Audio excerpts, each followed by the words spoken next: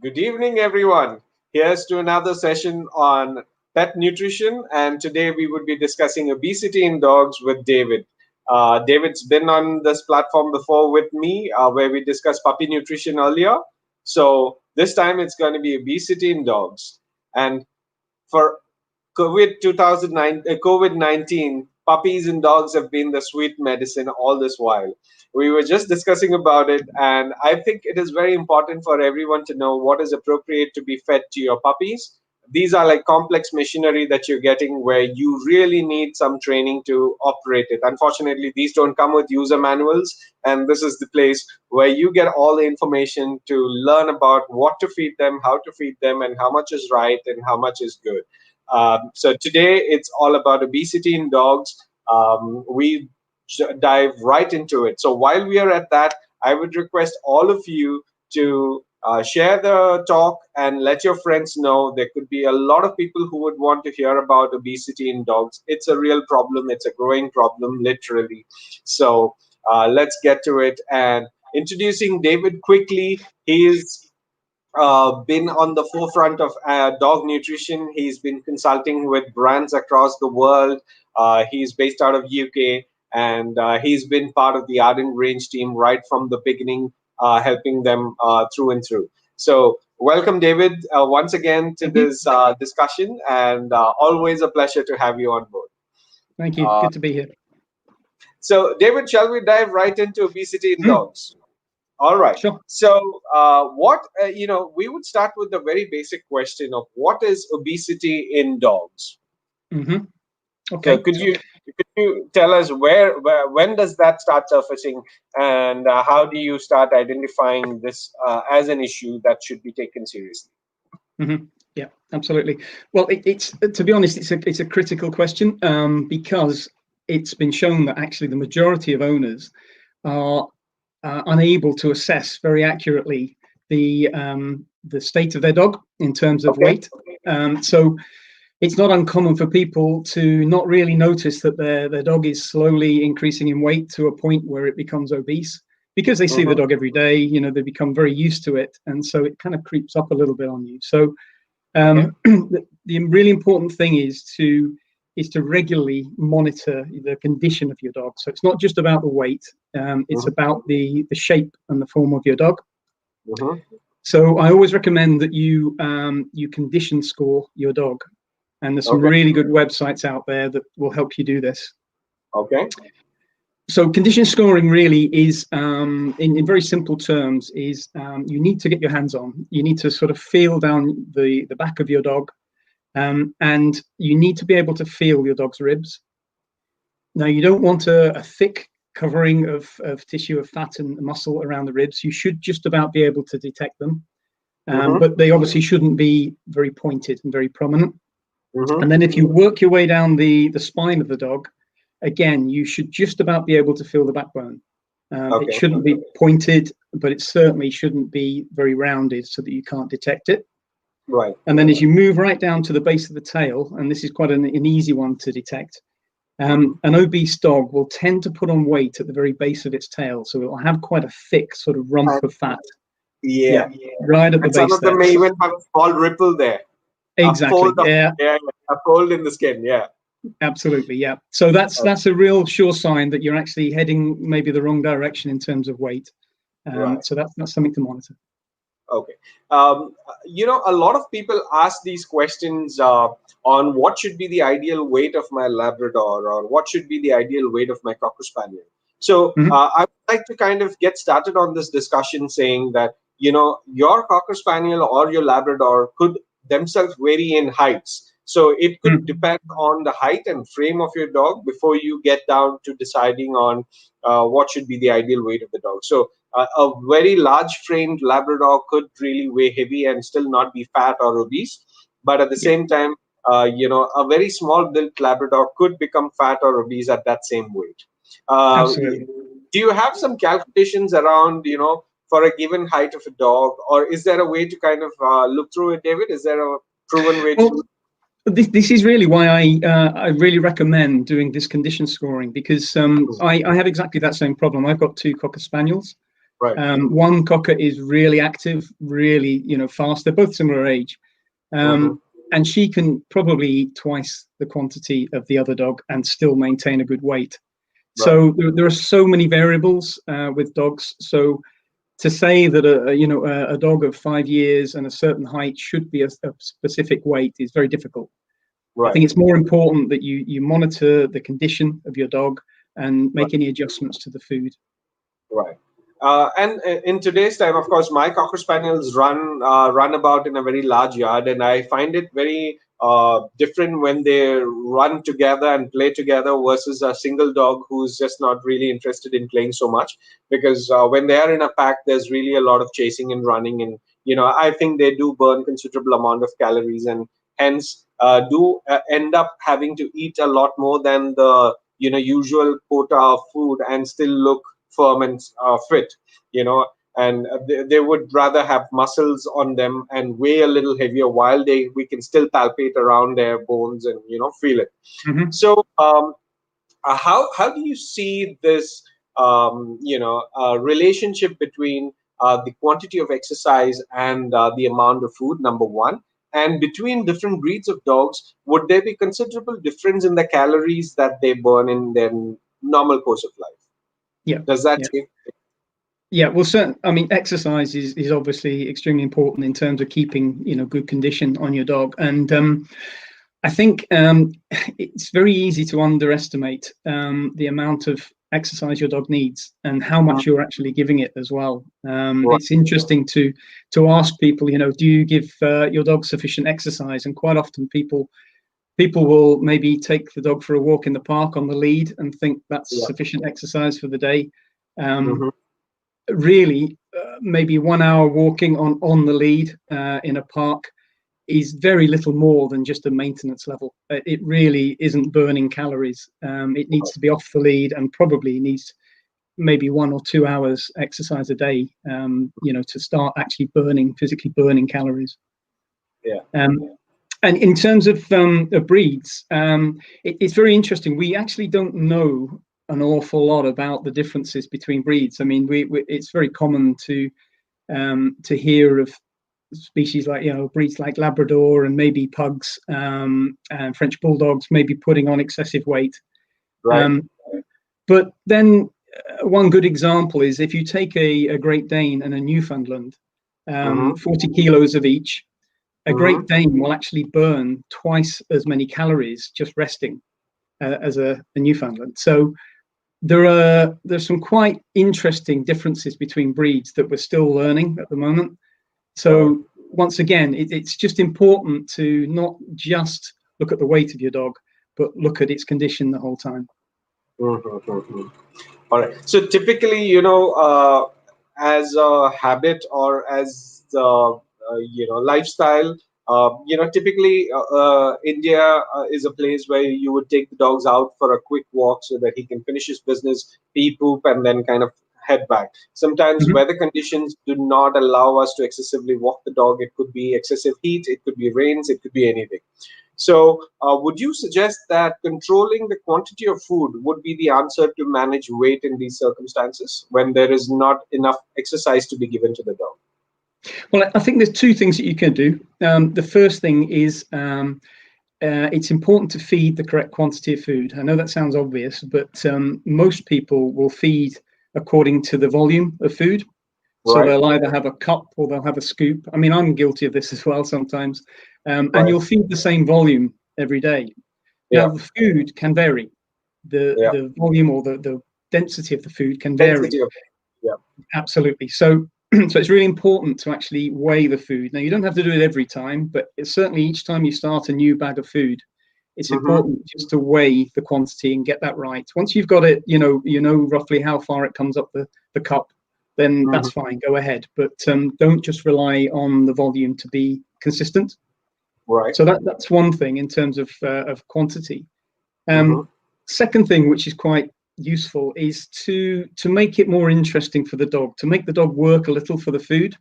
Mm-hmm. Again, I'm guilty of this. We're all very busy, and it's very easy just to pour that food in a bowl and leave the dog to it. Right. Perhaps try and hide the bowl perhaps try and put some of the kibbles into a toy so that the dog Mm-hmm. actually has to look for the food. And just that activity of searching for its food will Mm-hmm. naturally make it burn more energy. It's more excited, it's more, if you like, anxious. Right. So it will help to sort of burn a little bit. So if you can't take it for long walks off the lead, then just try and make it more interactive when you're actually feeding. Right. So one part is of making it more interactive, but let me come back to adjusting the quantity of food. So Mhm. let's say, for example, a medium-sized breed, a Cocker Spaniel, which could possibly eat about 200 grams, with exercise and without exercise, how much of a variation can do you think can be made? So, some of my dogs eat a lot of food, and because they really do run and play a lot, so if the bag says 200 grams of daily food, they might end up eating 300 grams. At the same time, I could have some older dogs who would really weigh the same, but they don't want to run anymore. They hate playing with youngsters. So they want to come hang around a little bit, play with us for a little bit, and just sit under the chair or under the bench, right? So for those dogs, how lower can I go? So some of them could be eating 150 grams, or what could be the range? How low can I go? Okay, well, in terms of, let's take the increasing the food first with the more active dogs. It's been calculated that a dog that's active for about 1 to 3 hours a day, so if Mm-hmm. it's in a group, in a pack, then it probably will be sort of active for that kind of Yeah. period. That dog will require up to 50% more food, which is, as you've explained Okay. there, that's kind of Yeah. what you're Okay. feeding. So, Yeah. so that's normal, to feed up to 50% more. In Mm-hmm. terms of reducing the quantity, you have to be very careful here because the food should be balanced, correctly balanced, so it contains the right level of vitamins and minerals that the dog needs in a day. So if Right. you start reducing that significantly, the dog Mm-hmm. physically isn't going to get sufficient nutrients.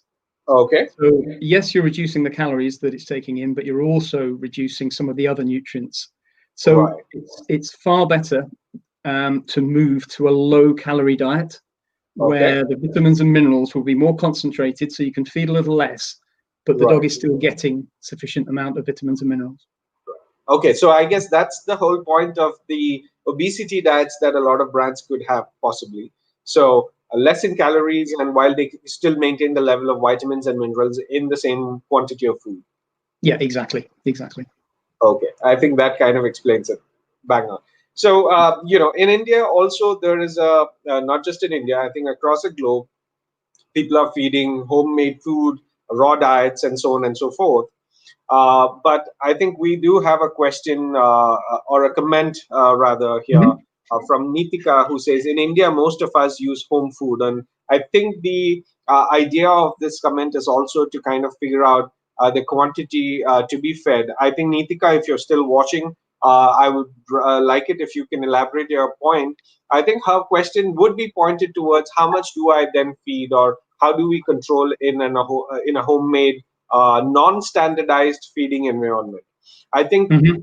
Nikita, what is still really important is to kind of understand what exactly you're feeding your dog, whether it is rice or chicken or dal or whatever it could be going into it, and there is nothing wrong in it. I think it is still important to weigh the food and not go by the visual volume of it. David, your comments on that? Yes, I'd agree. With raw food, there's a lot of moisture in there as well. Yeah. So it can look like you're feeding a very large volume of food for the dog.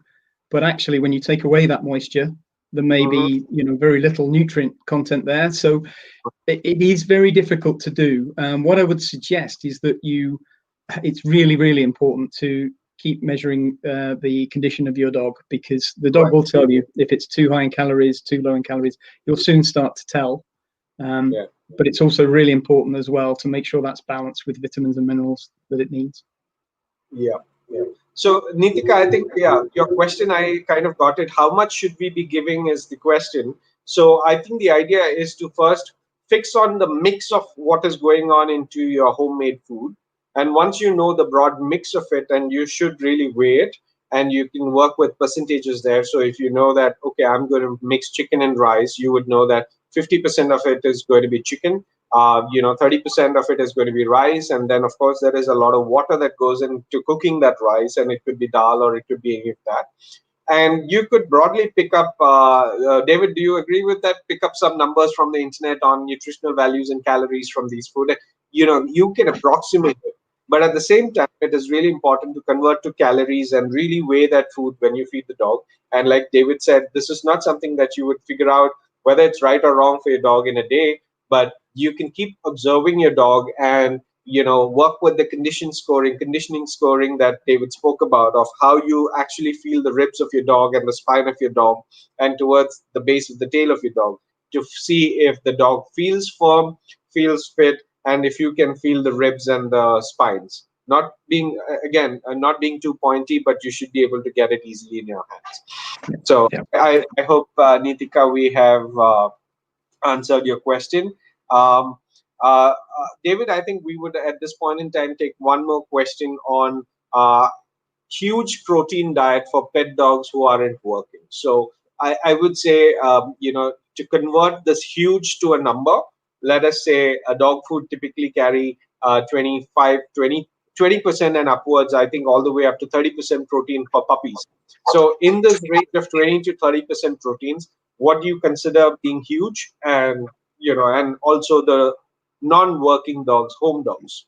So how Yeah. would you, what's your observation on this? Well, the protein requirement of most domestic dogs that aren't really undergoing a lot of exercise is actually quite low. If you have a perfectly balanced protein, it can be as low as 18% and still be sufficient. Okay. Now, for those domestic dogs, if you start feeding protein levels that are maybe 30% and plus, all the dog will do is it will excrete the excess protein. Right. It can't store protein in the body. It's Okay. effectively toxic for the body. So, and what the dog has to do then is pass it through the liver and then through the kidneys. So you're just putting a lot of pressure on those Sure. organs. Okay. So if So I were to kind of get an understanding, and I'm sure a lot of people are looking to kind of make sense of the home food that they're feeding, if I were to take a kilo of chicken, what percentage of protein can really get delivered from chicken? And does different parts of chicken deliver different quality and quantity of protein? yes, it will do, and fat as well. And Right. that's the other thing that you have to be careful of. It's not just protein that's in meat. There's also, well, potentially a lot of fat. Yeah, well, roughly, in very rough terms, if you're feeding approximately a third of the food as meat, a third as carbohydrate, and a third as vegetables and fruits, that very approximately is a good balance. So Okay. you'll be getting your 18% protein from that third, if you like, From the of meat. Yeah. All right. Okay. I think that kind of gives it more clarity into it. So that is that. Then okay. I'm just looking through questions just to see where we're headed and what kind of questions should we take. Before we move further with questions, I think it would be a great idea for us to kind of discuss if there are breeds prone to obesity, and then we will. Yeah. Have you seen that certain breeds are more prone to obesity than others? Yeah, well, as I say, I think that breeds like the Labrador Retrievers, they're renowned for maybe putting on excessive weight. But if you think about how, yeah, absolutely, yeah, I have an overweight spaniel myself, so I I know the problem. But yeah, if you think about how dogs have evolved, I mean, dogs are opportunist feeders, and in the wild, a dog would actually only come across food occasionally. So instinctively, it wants to gorge, it wants to fill with as much food as it can. And some breeds still have that instinct, that strong instinct. Others don't. Other breeds can be quite picky, but certain breeds will try and consume as much as they possibly can. So they're the breeds really you have to take care with, because they can easily overconsume and not really regulate themselves. Right. So I'm thinking things like bulldogs, maybe spaniels, like I say, Labradors perhaps, and some of the smaller breeds like pug are notorious for it as well. Okay. So, and what really causes obesity? Of course, excessive food. But shall we elaborate further on how do you end up with an obese dog? How does it build up? Mm-hmm. Well, there are three main things, really. We've mentioned already food quantity. So it's important to weigh the food, get the correct quantity. We've mentioned exercise, of course. So insufficient exercise can obviously cause a weight gain. The third thing, possibly the most important thing, is actually treating and giving your dog snacks. Yes. I know certainly in the UK, that's a huge problem, really. Okay. And I think that is also kind of a problem, a newer problem kind of coming up in India. Excessive treating. There are a lot of treats now available in the market. There could be treats called calcium bones, or just biscuits, or it could be anything.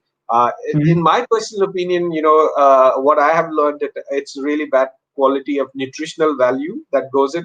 It kind of fills up the stomach. It gives something that's not really necessary in excessive quantities. And then you just end up with either a dog that doesn't get enough nutrients because he's not hungry enough to eat his real food. And also then the bulk comes in because it's just fillers, I would think. So could you tell us a little bit about treating? Because especially when you have younger dogs, you start treating because you want to train them, and then you get habituated to it, and then the dog likes to get his treats, and then it is a vicious circle. You just keep running in that loop. So as the dog puppy grows up, his appetite is also more, obviously, so he wants to eat a lot more. So how do we deal with this?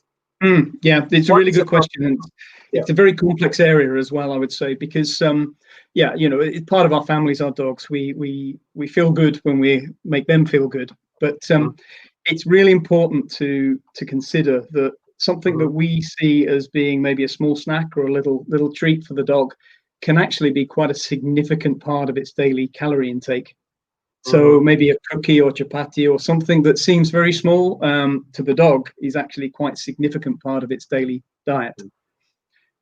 So two important things. Firstly, most treats and snacks are not nutritionally complete. Now, that means it's lacking normally in some vitamins and minerals. So if you're starting to feed significant quantities, you're diluting the dog's diet, daily diet.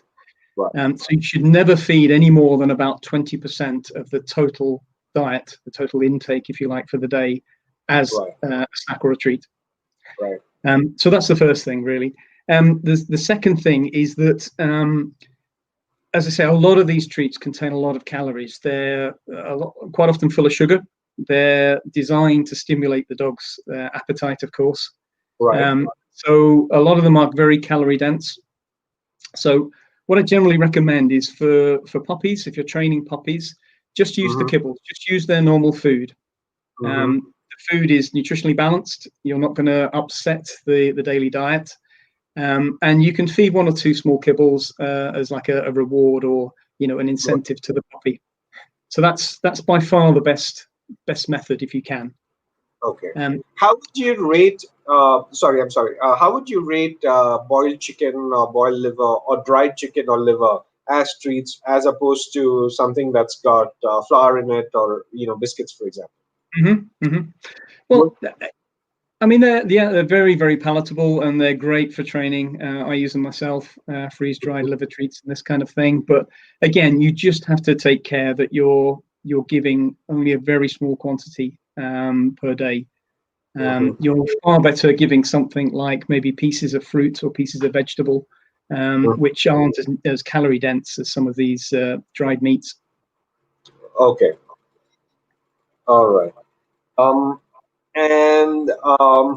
So let's just go through a couple of questions that's here.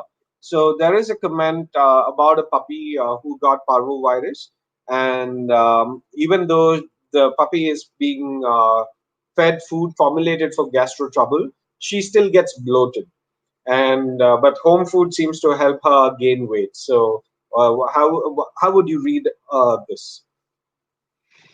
I've heard of this before, actually. I mean, home cooked diets, they certainly can work, and a lot of people that prepare them, they have a lot of experience with their dog and what works and what doesn't work. So I think they really do have a place. But as I say, you just have to make sure they're balanced. You've got enough vitamins, enough minerals in there. and they can work in that sort of situation. Yeah. Okay.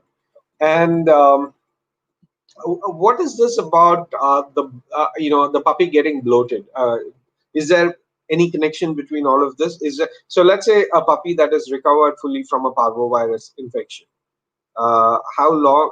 In this case, I don't know how recently the beagle puppy got the parvovirus infection, but nevertheless, is there a time that it takes to kind of get back into the regular routine and to regular food?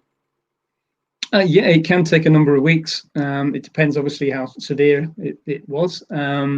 But yeah, I would recommend sort of slowly building it up with a lot of small, frequent meals, because normally the digestive system has slowed right down. The body is obviously focusing on repair, and the digestive system really isn't working as efficiently as it normally is. So just start with lots of small meals and build it up slowly over time. Plenty of water as well. Make sure it's got plenty of fresh water. Right. So I see a lot of brands now with specialty foods, so veterinary foods, etc., for dogs who's fallen sick. So some to work with the gastro issues, or some to work with renal issues, and so on and so forth. What is the big difference between these foods? How does it make a big difference? And well, there's quite a variety, really, of different foods. Okay. But generally, they focus on the digestibility of the ingredients. And again, they can have a place. If your dog really is very poorly, it's convalescing, and it really is struggling to digest things without bloating, then they definitely have a place. They tend to be more expensive because the ingredients in there are very expensive generally. But I think once the dog is moved on, and as long as you are feeding it, like I say, in small quantities, more regularly, you can move on to a standard diet without worrying. You don't have to stay on these veterinary diets if your dog is starting to recuperate. Okay. And here we do have a question of zero grain food in the form of kibble good for tropical countries like India. I'm sure you've had this question a million times, but what's your view on this? Well, yeah, it's a lot of debate on zero grain foods. For me as a nutritionist, really, the grain is obviously providing carbohydrate, and some of the alternatives to grain, such as potato or sweet potato, they do the same. They have the same function. They provide the carbohydrate content. And really, unless your dog has a particular sensitivity, which a number of dogs do, to grain, then really nutritionally there's very little difference between a grain-based diet and a grain-free based diet. It really comes down to the sensitivity of your dog. Right. So I think that's a very important point that we should make very clear in this discussion, that there's been a lot of talk about, I think over the last couple of years, a lot of dog foods that came as grain-free diet. I think the big difference is purely from a sensitivity point of view. If your dog is allergic to a certain grain, or a combination of that grain with chicken, and so on and so forth, right? But otherwise, nutritionally, it's all the same, right? Absolutely, absolutely. The cooking process that the food undergoes, it will cook the carbohydrate in grain in exactly the same way as carbohydrate from any other starch source. So really, the resulting kibble nutritionally is the same. Okay. Now, here we have a question on how to determine correct feeding volumes for an individual dog or cat. I mean, of course, we discussed it that over a period of time, maybe a week, you keep checking on your dog or an animal and adjust the feed. But is there a thumb rule calculation or so on and so forth? Well, all packaging should have a guide, a feeding guide on the back. And what I would say is use that as a guide.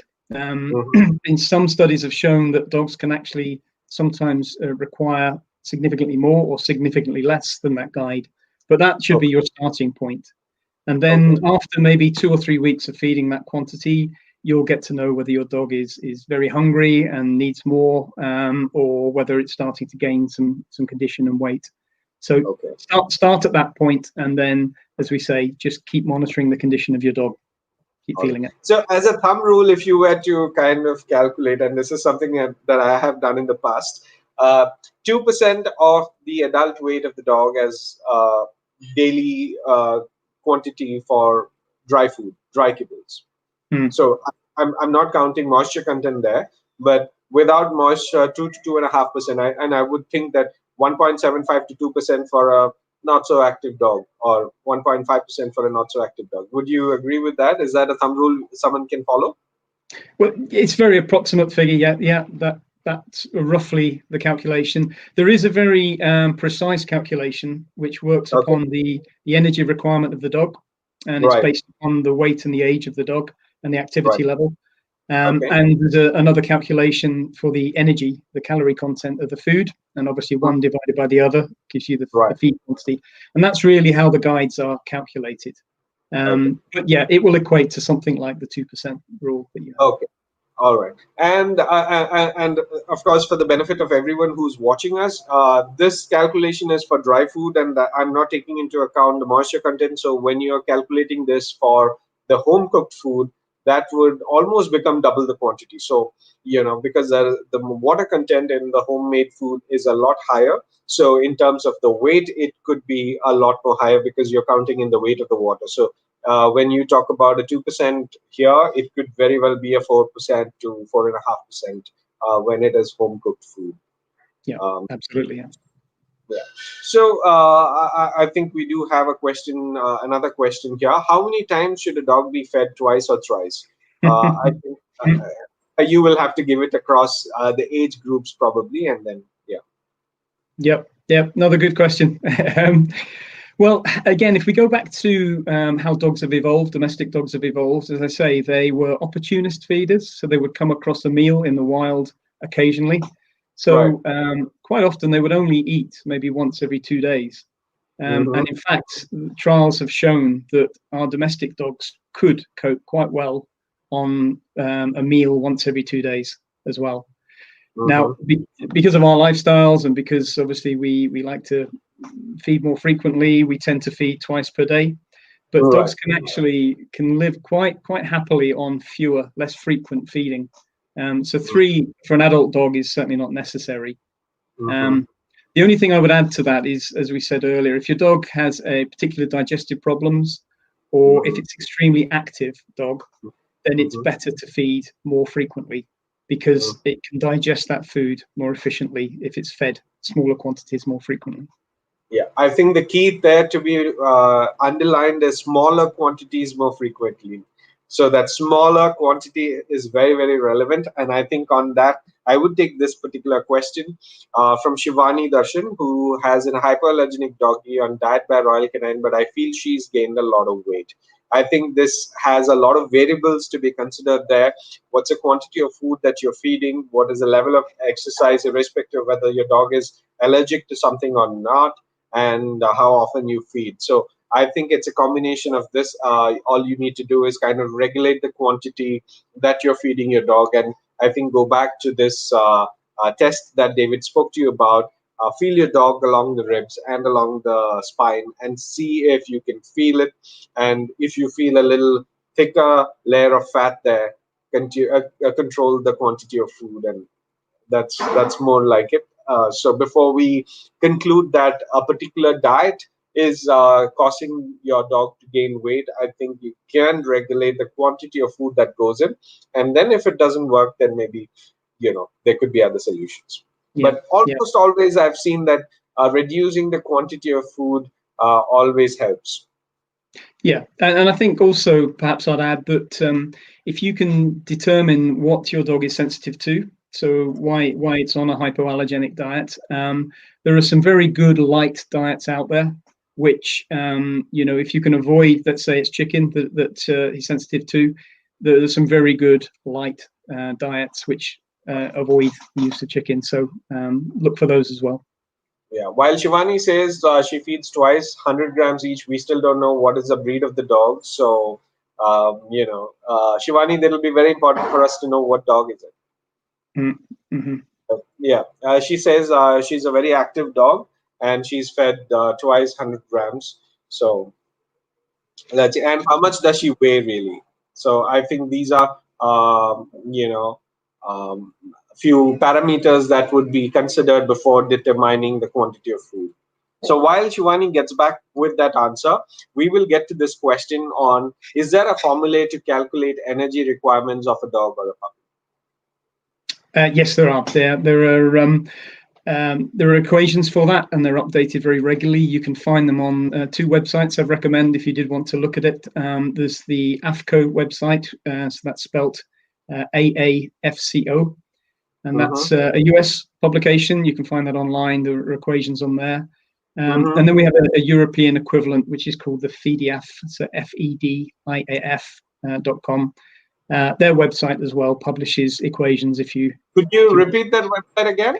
Yeah, of course. Yeah. So the US one is AFCO. If you put that into Google, so AAFCO, and the European one is FEDIAF. So FEDIAF. Okay. All right. And they have very comprehensive equations for adult dogs and also for puppies as well. All right. I guess that answers it. Shivani has come back with her answer. Hers is a 4-year-old retriever who's 42 kgs right now. Wow. 200 grams a day.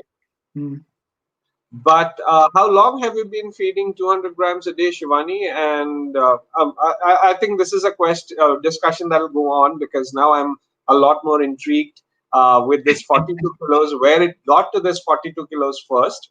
And of course, Shivani, we can take this discussion offline after this conversation is done. And I would be more than happy to try and investigate and understand this further and try and find some answers along with David for this. So I guess that's that. And David, if you would like to summarize on obesity and problems, what are the real problems that obesity brings about to a dog's life? We haven't touched upon reality of it. Okay, I do have a fat dog, so what? What really changes in the dog's life? Okay. The obesity has been linked to quite a number of chronic issues in dogs, particularly to do with the heart and circulation, but also things like renal problems. So the kidney functions less efficiently, the liver starts to function less efficiently. So it can lead to longer term problems, and obviously then restricting life expectancy. But the other big one that we're seeing in dogs in most countries actually is an increasing incidence of type 2 diabetes. Also very common in humans, unfortunately, on the sort of more Western diets. So yeah, obviously that can lead to a lot of problems in itself. I think diabetes is the number one risk, really. Okay. So diabetes and longevity of life, and so how does diabetes come into really trouble the quality of life of the dog? How does that affect the quality of life of the dog? Well, it can have behavioral changes. So your dog may feel maybe a little bit more aggressive at times, maybe a little bit more lethargic at times. So you can see changes there.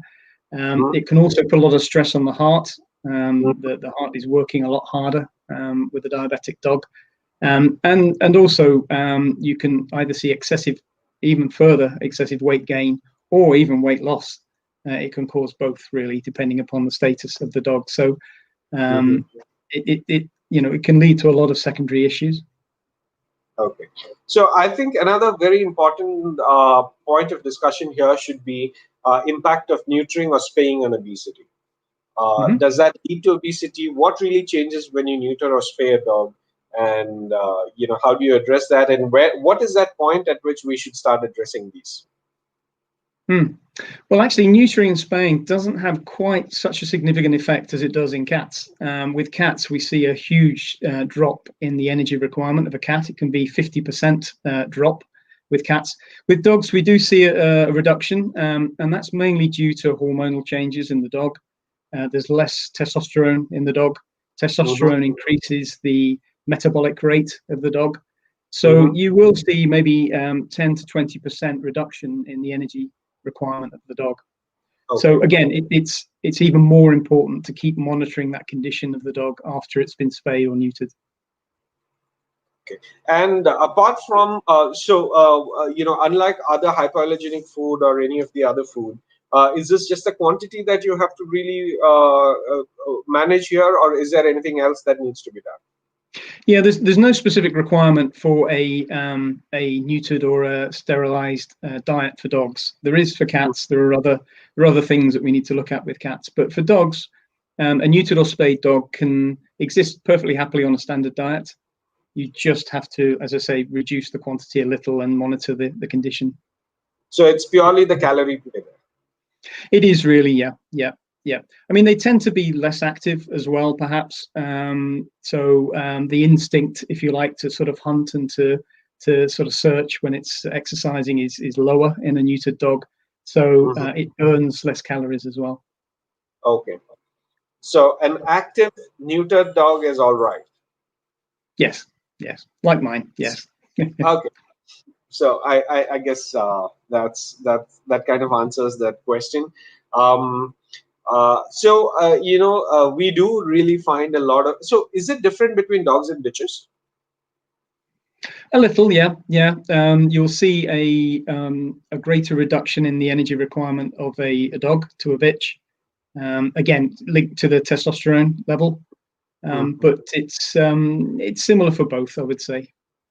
Okay, because in what I've observed, and probably that I haven't really put in too much of effort in really understanding what is going on, but I have seen a lot more bitches putting on more weight than neutered dogs.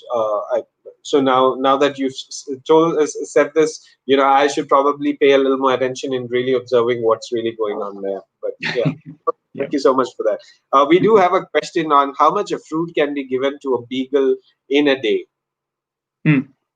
Okay, well, that beagle again is another breed that can be susceptible to weight gain, so it's a good breed to look at.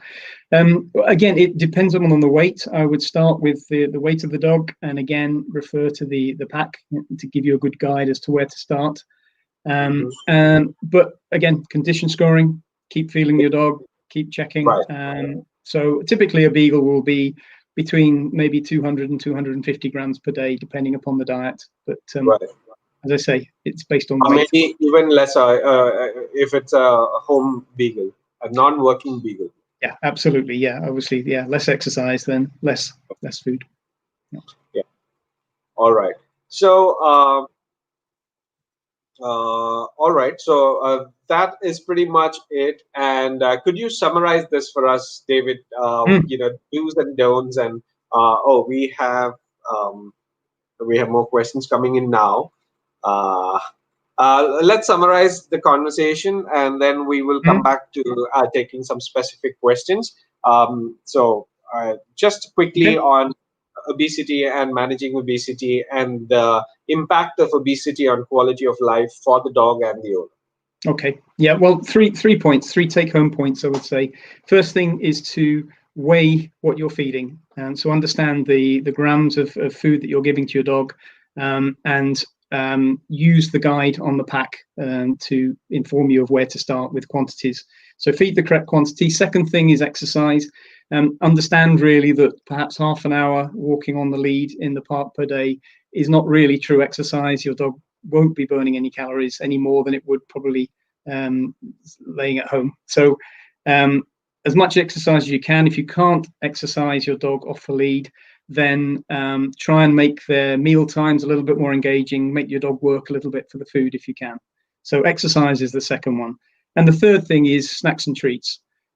Just be aware that some of these snacks and treats are very calorific, and you're better probably either using the kibble that the dog's eating as a reward, or you can use maybe some pieces of vegetable or fruits just to healthy snacks if you like. So they're the three take-homes that I would say. All right. We have some interesting questions while we were summarizing. So, okay. So let's get back to the question on how much of fruit should a beagle eat. That is a 5-year-old beagle, spayed and weighs 14 kilos. So, Gunjan, I think it would also depend on the size of the beagle, on the height, whether it's a 12-inch beagle or a 15-inch beagle.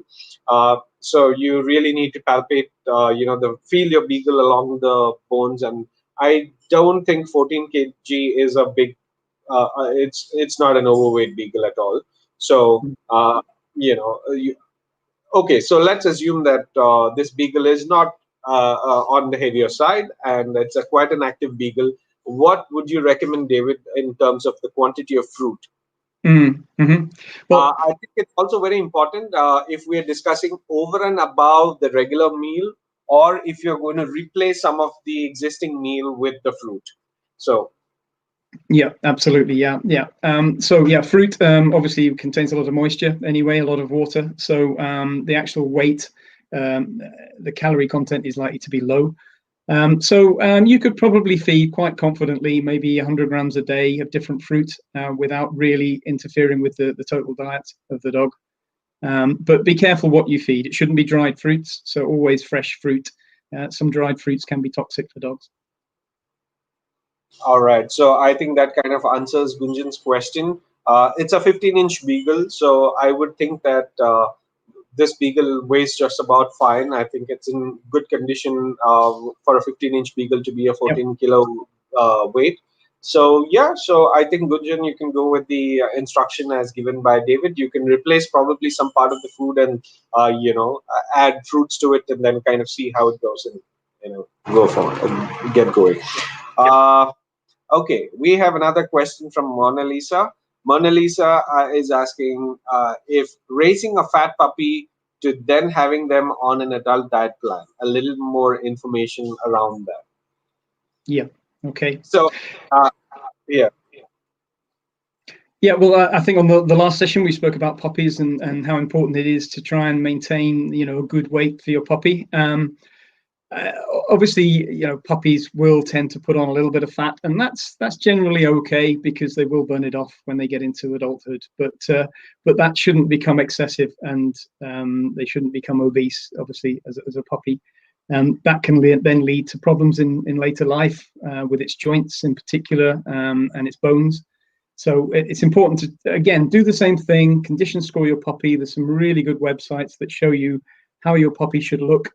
Yeah, just follow that guide, really. Right. So, while you said the puppy would burn off his calories as he becomes an adult. So, if I were to elaborate further on that, typically you wouldn't want to work your puppies excessively, but by the time your puppy hits about 10, 11 months or about 12 months, you would start working that puppy. So that change in physical activity, Mona Lisa and everyone else who is watching it, would really bring in that extra burn on calories, and that should kind of level it off, and then that switch to adult diet should be pretty smooth. Yeah, I mean, absolutely. And of course, that, yeah, yeah. I mean, all hormonal changes as well. As your dog becomes mature, there will be some hormonal changes, which again will burn more calories. So yeah. Mm-hmm. Okay, let's go back to another question here from Ashmita Ganguly. How much calorie intake is best for puppies of 2 months? Mine is a Rottweiler. So I think I would want to club this question with another angle to it. You would typically want the puppies to grow up and kind of get all the nutrition it can get without, of course, going to the side of obesity. But sometimes feeding a puppy diet which is so rich in nutrients can lead to really fast growth. Where would you draw that line there? Well, during the first 50% of their growth, so in the case of a Rottweiler, maybe the first 6 months or so of its life, that's really where things are developing very rapidly internally. And the puppy or can tend to put on weight during that period, which is then going to put a lot of stress on its bones and its joints later on. So it's important to get the balance right during that first 50% of its growth, first 6 months. Okay. In terms of calorie intake, I mean, I must admit, off the top of my head, I couldn't tell you exactly what the calorie requirement would be. But what I would do, if you want to know the total, then I would go to one of the websites that we mentioned earlier.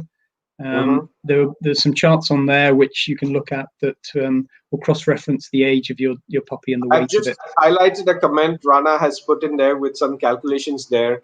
I think this could be a good point of reference. Ashmita, you can kind of check this out and probably get some references there. And David has already spoken to us about two websites earlier on in this conversation, FDF and AFCO, right? So both of Yep. these websites, you can go back and refer to these, and probably these resting energy requirements and the calculations around it. That could be quite useful for uh, ascertaining what is appropriate for your puppy. But more than anything, I think the dog food, the puppy food that you would be feeding your puppy, and the 2 month puppy should be just about switching over from starter puppy diet, or would still obviously be on starter puppy diet for a little more, or a weaning puppy diet.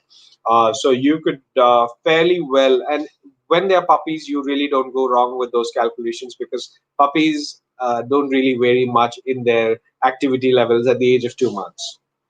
So, so at 2 months, you can really well rely on the quantities that are mentioned on your bag of dog food. But as the puppy grows up, you might want to kind of tweak it around to match the activity levels of your dog and your lifestyle. So that kind of should be it. Rana has put in comments the website links for FeedYaf and AFCO. Guys, go through it, and you would hopefully find a lot more to read up. Uh, that's it. I think it was really nice to have you, David, again. As always, I enjoyed it thoroughly. Hope to see you soon on another session. Hopefully, we answered all the questions to everybody's satisfaction. Hi to everyone who's there. Hi, Mona Lisa, and hi, everyone who's been there. Shulba, thank you so much for joining us. And thank you so much, David, again. Hopefully, next time we say hi to your cocker spaniels on the show. So, Absolutely. till then, thank you so much, and bye bye. Everybody, good night and have a good evening. Bye bye. Bye bye. Bye bye.